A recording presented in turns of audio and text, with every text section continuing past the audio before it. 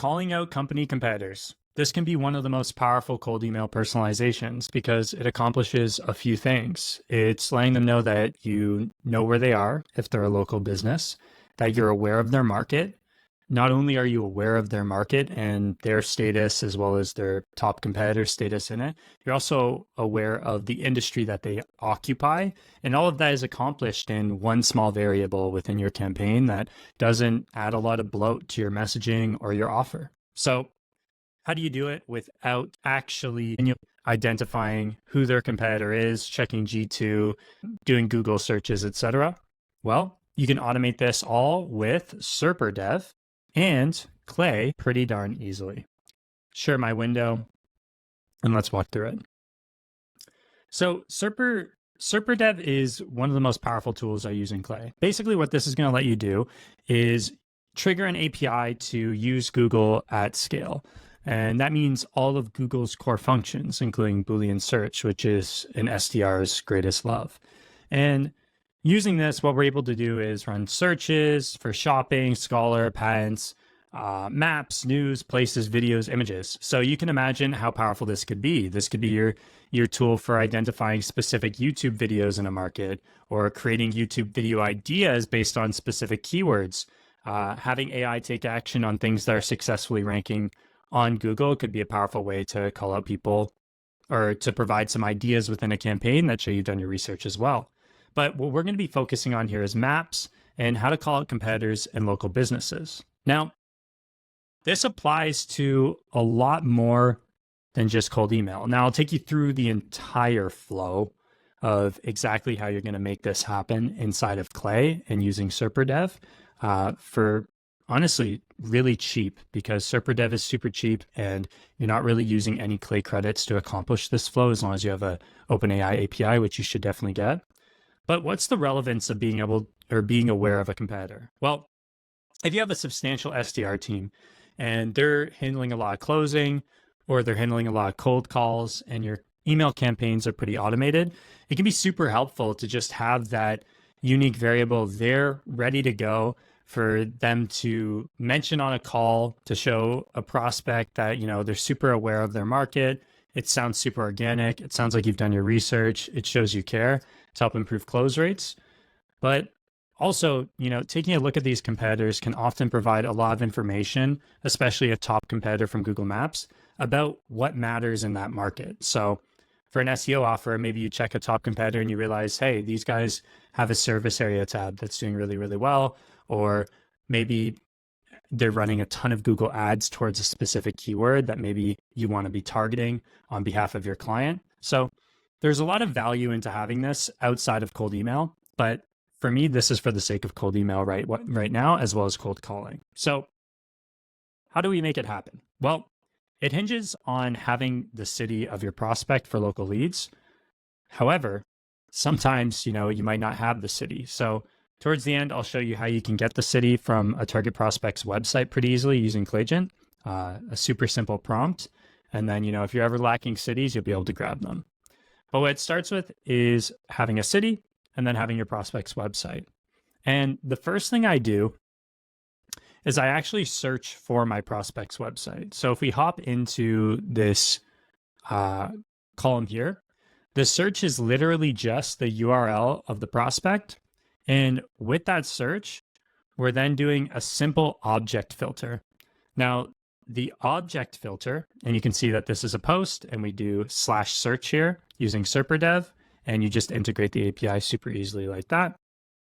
From there, you're actually going to use object filter. Now, object filter is like one of the most powerful tools inside Clay that a lot of people aren't using. Being able to segment your data and only target specific things and take action on specific aspects of it based on what's contained in it is going to allow you to use AI a lot better, because you're inserting less information, you're making it have to parse less, and it can just focus on taking action on what you give it rather than figuring out what it's supposed to take action on. So what this lets us do is make sure that our set of organic objects inside of here, which is the title, the snippet, and anything in the organic search outside of paid search for this, match the link normalized URL to make sure we're actually only targeting the results that mention this website. Because what can happen, think about when you search for SaaS, is you have a SaaS company you type in, and the first 5 results are actually their competitors, alternative, blank alternative, or sometimes it's even an organic competitor. So you got to make sure that you're definitely going organic, not paid, because people can always put ads on top of their competitors, and they tend to do so. It's a common strategy.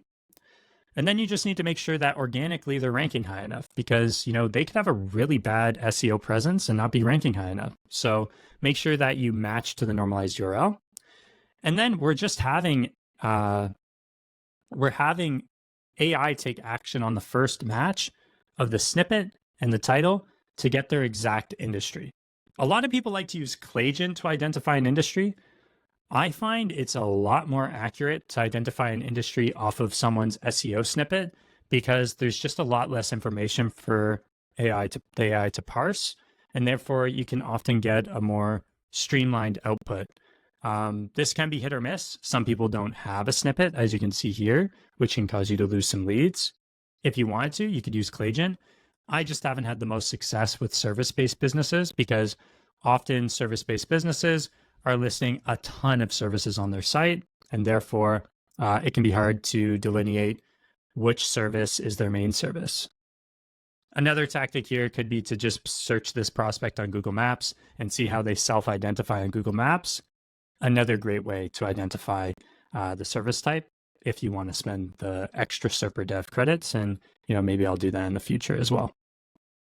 So from there, we're getting a service type, and then we're actually uniting the data with our city to create what I call an SEO search. So this is like, a super typical search for a service in a location. Now, the way Google works is that they track your location. So if you just type in HVAC services or HVAC repair, they're going to coordinate it to your location. But because our searches are going to be like non-location based searches using Serper dev, as far as I can tell, we're going to have to include the city. So that's why the city is super important. And what this is going to let us do, if we come over here and skip over these kind of keyword suggestions, ideas that were made for this campaign, is let us do our competitor search. So what's happening in the back end is Serper dev is literally just firing thousands of searches in like a minute and producing results based on, instead of search, Google Maps. And the reason we choose Google Maps is because Google Maps is going to source specifically locations, and you can avoid the noise of databases like Yelp or Yellow Pages kind of clogging up your search results and making it so that you have to really filter for specific results to find who you want to find. So from there, we have to do another filter. And this filter is just to remove our prospect, to make sure we don't have a situation where we're saying, you want to be doing better than your competitor, or I was just checking out your competitor and noticed this. And the competitor ends up being them, because that's super awkward. So instead, we're going to filter out based on their website to make sure we remove those matches.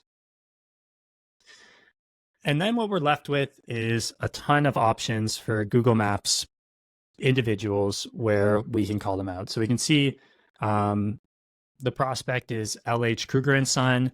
Here we have modern exterior roofing, and we just pull the title. And with the title, we're able to have a pretty clean competitor call out. If you want to take the time, what you could do is make sure that the locality matches, or the city matches the address here. But to be honest, I haven't noticed a ton of variance in this, so it's not something I tend to do. And then you just take the name and you normalize it to make sure that it's not including, incorporated, it's not including limited, it's not including co, and you're left with a pretty clean competitor that your SDRs can call out automatically, enrich straight into their CRM for cold calling, for sales calls. You can even imagine this workflow kind of triggering if you had a lead form on your website, and the moment someone fills out the form, you have an automated waterfall that, maybe gets you their competitor, identifies whether or not they have a blog on their website, identifies whether or not they have multiple locations to immediately score the lead and qualify how good it is, which, I'll do a video on lead scoring in the near future as well. So that's how you call out a competitor for a variety of reasons to improve your response rates and really just show a prospect that you've done your research and that you care to help you stand out in the inbox a bit more. But it's important to remember that this is only a modifier to a great offer. So the foundation is to have a great lead magnet or a great offer that provides so much value that it's difficult for the prospect to say no. But like I said earlier, how can you go about making sure that you have that city to make this happen for local businesses? Well, there's a couple options. And we'll go through one option for you guys to quickly use Claygent to identify addresses. So let's go artificial intelligence here. Let's scroll down. Let's browse templates and find company address. So all you do with this prompt is you map the website to the prompt. And what's going to happen is Claygent's going to visit the website and has direction to find only the physical address. Its direction is to only output the address and nothing else. And this will likely be listed at the bottom of the website. So I'm giving it direction on where you can find the address. You can check the contact page as well. And, maybe to make it even more accurate, I might say check the About Us page too.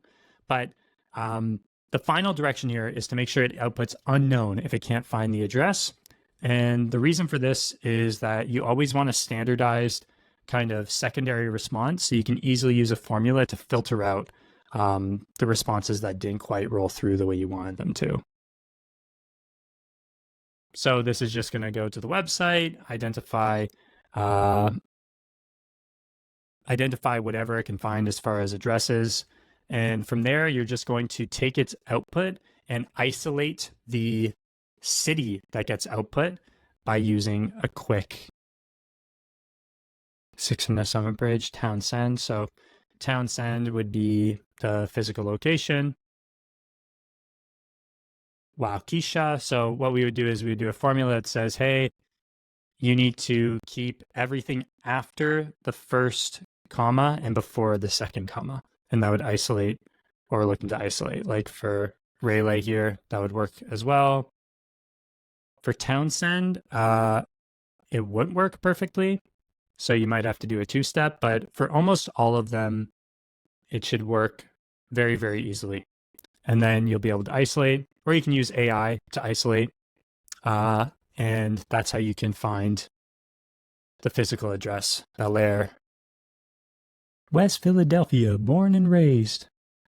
So that's a quick video on that. If you want to, build out some clay tables for your business and automate a lot of these prospecting processes to make your SDRs 4-5 times more efficient and do it all at a 5x plus ROI, then feel free to book a call below and we can discuss how it might be possible to map your market, score it, and help you get in front of your ideal prospects more easily.